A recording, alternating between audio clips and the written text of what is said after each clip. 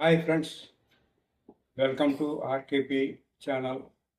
నేను మీ రామకృష్ణ అన్యం. ఈరోజు మనం పత్రిజీ నవసూత్రాల గురించి మాట్లాడుకుందాం. ముందుగా పత్రిజీకి కృతజ్ఞతలు తెలియజేస్తూ ఆ నవసూత్రాలు ఏంటో అర్థం చేసుకోవడానికి ప్రయత్నం చేద్దాం. మొట్టమొదటిది,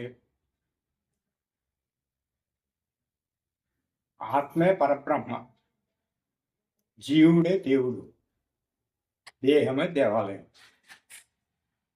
శ్వాసే గురువు, సమయమే సాధన, సహనమే ప్రగతి,